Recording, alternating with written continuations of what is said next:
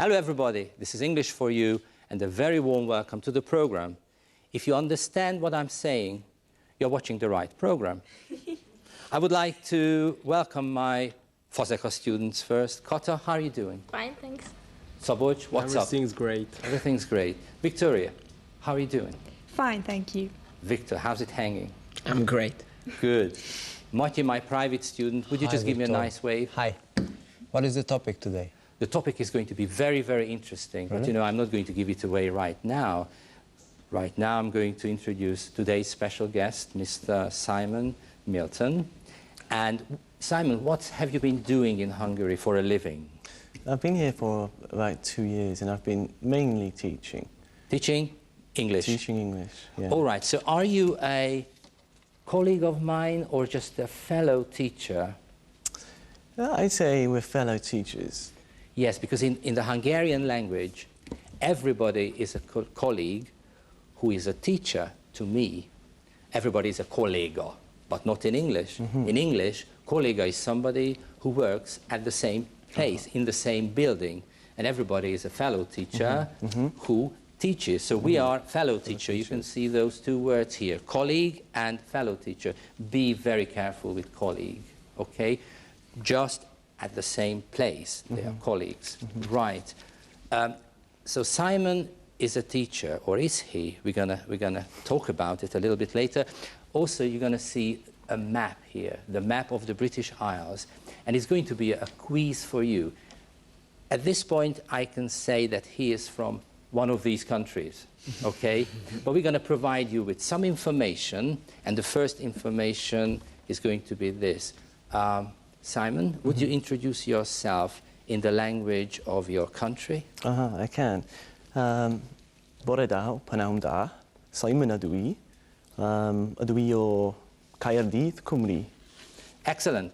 If you're absolutely sure about his whereabouts, you can put up your hand. No, I'm very happy because the second piece of information is a flag. And again, over to you again. Would you describe the flag, please? We've got white and green mainly. The bottom half is green, the top half is white, and there's a big red dragon in the middle of it. Thank you. If you're absolutely sure about where he's from, put up your hand. No. No? I'm very happy. And the next thing is going to be these two things. So would you just hold them, please? certainly And would you just say a couple of sentences about them? So what are they? What are they? This is a leek, just like the ones we have in my country. And this is a daffodil, or some daffodils.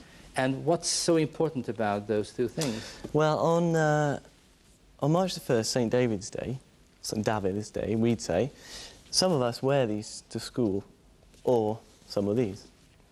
Okay, so which one do you wear? The daffodil? Would you hold up the daffodil for a sec? This one? Yeah. So do you usually wear the daffodil? Sometimes, only Yeah. sometimes. And some other people wear They the... actually- Would you hold up the other thing? They actually wear this. The leek. How can you wear a leek? It's true. They get a pin and they put it on. It's as like big that. as this? Sometimes. Fantastic. For real. All right, so you have an idea where he's from? Okay, Kata. Excellent. But I think, yes. Would you write down the name of a country? I hope the map is going to come back pretty soon. And Victor, what do you think? Where do you think he's from? I think Ireland. Victoria? I go for Wales, but I'm not sure. And you are right. This gentleman, today's special guest, is from Wales. And here, this is Simon's university degree in 2 languages, in Welsh and in English. Is it something surprising that you have this in 2 languages? It's not surprising for me. In Wales, everything is bilingual, the Welsh and the English, especially official certificates. Right, so this is a certificate, and you can see the English degree here. Would you please read it out, please? It is hereby certified that Simon John Milton, of University of Wales, College of Cardiff, has been admitted to the degree of Bachelor of Science in Environmental Geoscience. Environmental Geoscience. So Simon is a BSc. Szabolcs, You got any idea what it might mean, BSc? Well, it's something with Bachelor of Science. Bachelor of Bachelor Science. of Science. Bachelor of Science. This is the first university degree you can get, right? Bachelor of Science. What if I study literature? You get a BA, a Bachelor of Arts. BA, Bachelor of Arts. Good. Right. And this is the next thing. Are you planning to obtain an MSc? I am, at the moment. I'm a part-time student and a part-time teacher. And what is MSc? Masters of Science. And this is the second degree, right? Exactly. After the Bachelor of Science, you can get a Master of Science degree. And do you think sometime in a not too distant future you're going to obtain a PhD? I'd quite like one, but it's a lot of work. So what does it stand that's for? actually a Doctorate of Philosophy. Of course, you can now get one in any subject, not just philosophy. Not just philosophy. Thank you very much. Great. All right. So we have in the studio an environmental scientist. And I would like you to show Simon that we are okay as far as environmental topics, issues are concerned. So you've got a word card in your desk. So this is the time to show your word cards. Kota, would you read out your word card, please? Deforestation. Szabolcs. Air pollution. Matyi. River poisoning. Victoria, please. Pesticide. Victor. Endangered species. Your job is going to be to match your word card with one of the pictures, okay? Could we have the first picture right here? So if you think this is your picture, would you just hold it up? I think, Victoria, it's going to be yours. Can you make a link between your word card and this picture? Well, maybe it's that some people give special stuff to the ground in order to make it more productive, and it's not really good. And I think this is a sort of chemical Yes. to kill insects. Okay? Why do you think it's dangerous? Well, because it gets into the system of, it gets into the chain that we eat, so that it gets into our body and systems, and it's not really healthy. Simon, you agree? Yeah, definitely. In high amounts, it can be quite damaging. Yeah. What if I show you this? This is a bread roll. So we've learned about Simon that he is a scientist, he's been teaching English, and also he used to be a... Baker. Why? It's a long story, but I was involved in, my degree was environmental geoscience, and I was involved in organic food and studying about pesticides. So organic food led to being a baker with organic flour, and I worked in London. Excellent. Okay, good. Can I have the next picture? Right. I think it's mine. You are absolutely right, Szabolcs. So what is it? Air pollution. And what is the problem with this? Well, there's some kind of gases, for example, carbon dioxide pollutes the air, and it makes the rain acidic. Yes, acidic, Right. and that's not good for the forest. Right. It destroy the forests. Agree? Simon? Yeah, that's carbon dioxide is sometimes something different. That's to do with climate change and global warming, but some gases definitely. Yeah. Yeah, so it's number one, it's the global warming, and number two, it's the acid rain, maybe. Yeah. Okay, so we're going to see the first clip. Matyi, you're going to belong to the first group. Group one, the question is, what was the simple solution we're going to learn about here? So what was the simple solution? Group two, what are the negative, the harmful effects of the simple solution? Would you roll the tape, please? The steam rising from the cooling towers of power stations is relatively harmless, but the gases produced by burning coal and oil are certainly not. Our solution to the problem has been quite simple: to build chimneys even taller, so that the gases are blown farther away from our cities. But they don't disappear. They're carried by the prevailing winds to countries hundreds of miles away. The lakes of Scandinavia have, over the past few decades, become more and more acid, until now fish and plants can no longer survive in many of them. In Norway alone, there are now 1,800 lakes without fish, and hundreds more that are dying. No corner of the globe is now safe from us. Right. Cotta, please. So what was the simple solution? Well, it was to build chimneys taller, and so the gases are blown further above the city. Right, away from us, Yes. but it doesn't disappear. What happens, Victoria? Basically, it's that no corner of the globe is now safe from us anymore because these gases get blown to further countries, and I don't think it's particularly fair because they don't pollute air that much, and still they get the problems. Yeah, you remember what happened in Norway? There were a lot of lakes and fish they became extincted. You remember the figure? 1,800 lakes are dead. No fish, no vegetation, right? Simon, no comment. I mean, we No can't put comment. anything to it, can we? It's a global problem. We yeah. can't put anything to this. Okay, the next picture is this. I think it's mine, and it's You're absolutely right. endangered species. And I heard that that in every minute one species is disappear. One species disappear or is disappearing. Is disappearing. Yes. Is disappearing. So it's very so- alarming, right? Yes, and the effect will be that there will be no animals on the earth. It's really alarming. Now, these birds are cormorants, and the dropping of the cormorant is called guano. You know, dropping the, how can I put it? The solid waste material coming out of a bird is the dropping, and this particular dropping is called guano.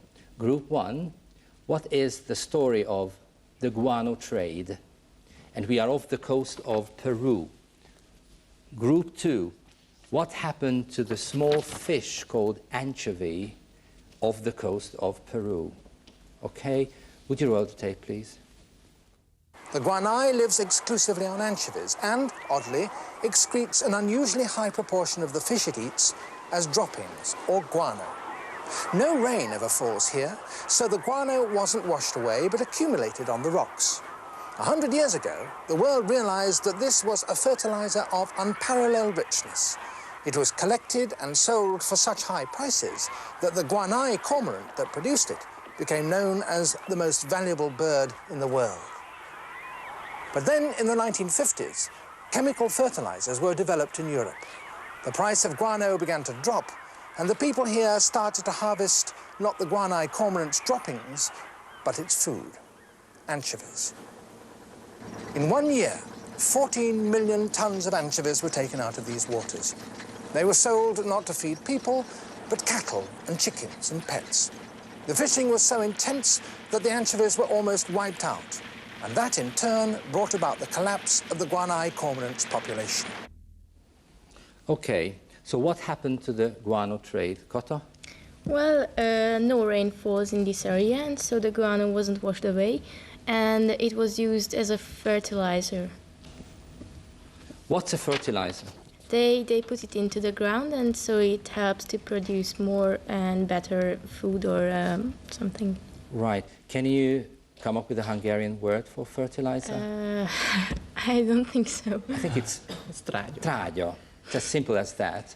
Fertilizer. And what happened to the trade? I mean, what happened in the 50s, Szabolcs? In the 1950s, chemical fertilizers were introduced into the industry, and so guano was of no use. No use, no more important, right? What about the anchovy story, Victor? These anchovies are the food for the cormorants, and the people started to feed the animals at the house, so cattle and other cocks. And then after this, the whole system, guano system, collapsed. The cormorant population collapsed. Yeah. Why is it a problem, Sam? It's a problem because it's happening everywhere. You only have to remove one species from a population, like the anchovy, and the whole system can collapse. They're all connected. Like That's the problem. anchovies, cormorants, and all the other fish and all the other birds. all So connected. it's a not web. just one species, right? That's it. So the whole system is sort of Yeah. They call it a food web. So- food web or food Yeah, chain. yeah, Or, yeah. Okay, thank you very much. Right, another picture. As a matter of fact, it's not going to be a picture, but a little bit of a clip. Could we have it, please?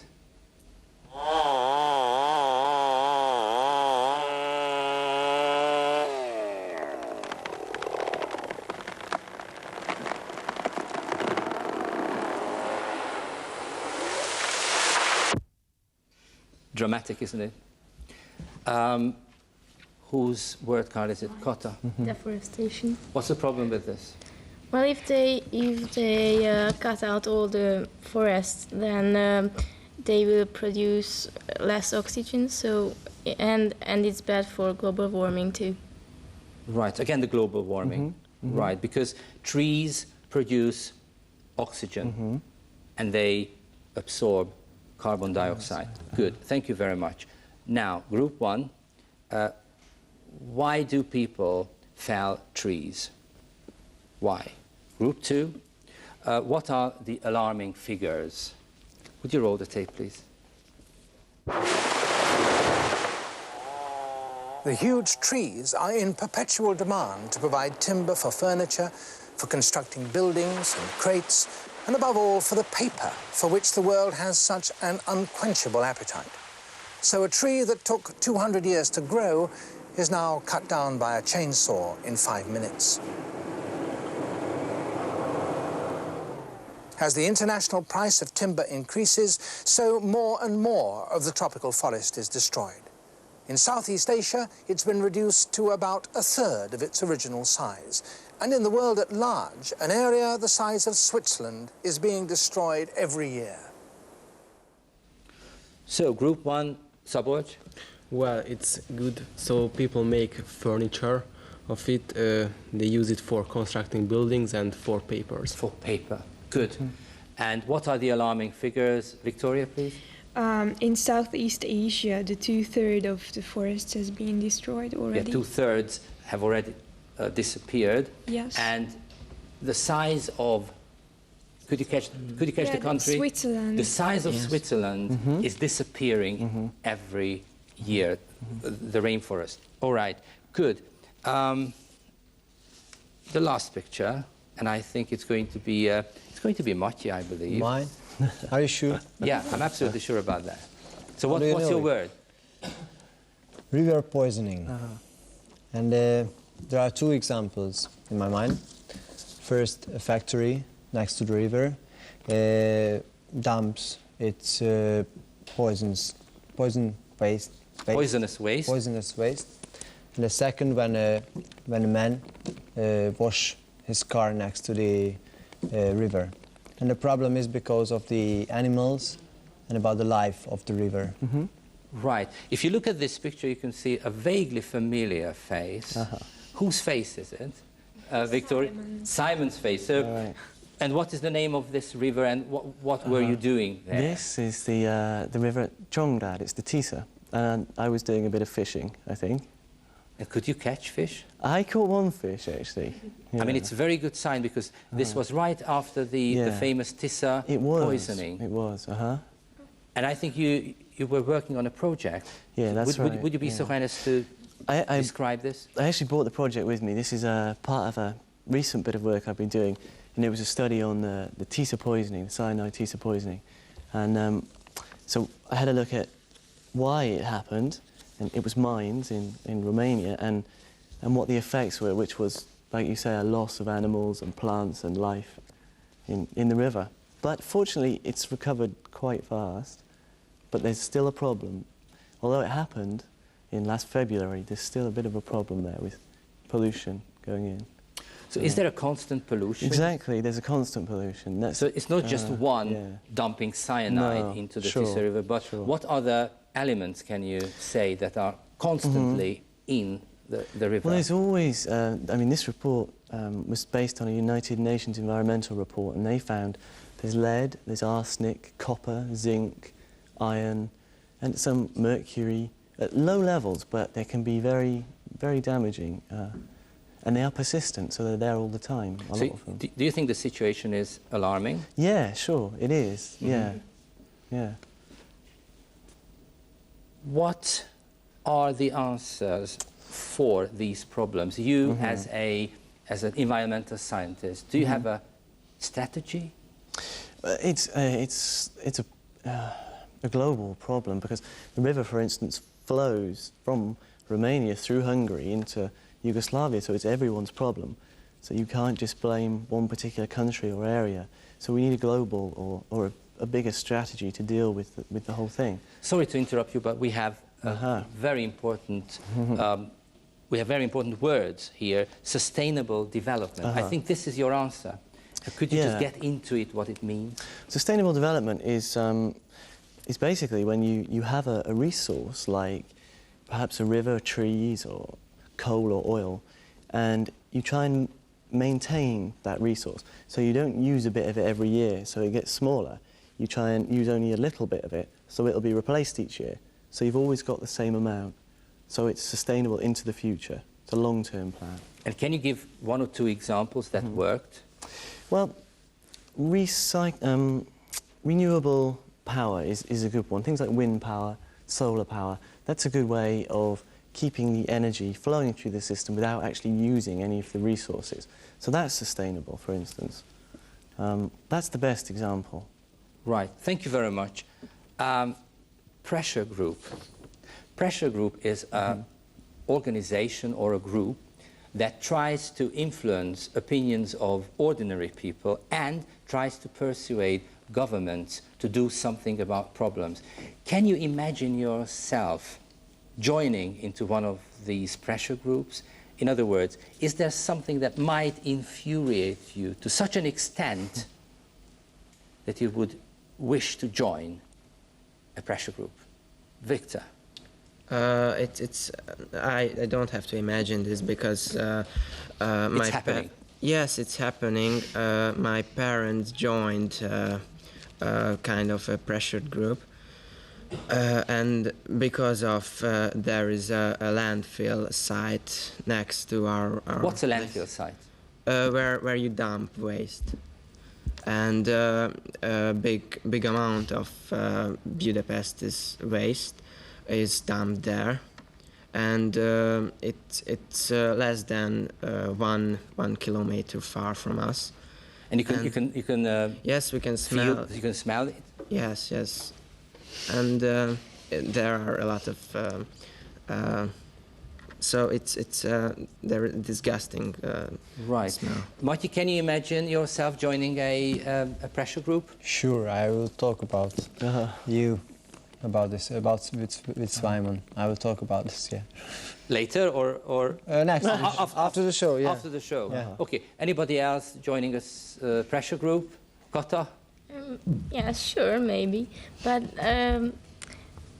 people only join pressure groups when something happens to them. So until I don't get carried away, I think I won't. Right. Okay. Thank you very much. Can you give these guys some practical advice when they go shopping, what they should do in everyday life to help? Because pressure group is a sort of on the extreme, but they can think about it, they can be conscious in everyday life. So what's your advice? That's the main thing, is actually to be conscious. There's so many resources out there on the television or on the internet, there's books, there's so much information. So be aware is the first thing. The second thing is maybe what environmentalists call the 3 R's, and it's reduce, reuse and recycle. So if you can reduce the amount of waste by, for instance, if you're in a car and you're parked, the engine's running, switch it off, it reduces the amount of resources you're using. And then you've got reuse, so anything you can reuse rather than throw out, reuse it. Again, it reduces the amount of resources. And of course, the final thing, if you're going to generate rubbish, try and recycle it, take your bottles back, reuse your plastic bags. It's very practical things like that. And if there's no facility for doing it, then perhaps that's where pressure groups come in, because there should be. Perhaps you write a letter, get together with your friends, you know, that's how change happens. Right. Thank you very much for coming, and thank you very much for helping us. So this was Simon, or this has been Simon from Wales. Thanks a lot. Thank you very much again. And next week it's going to be another interesting topic. See you.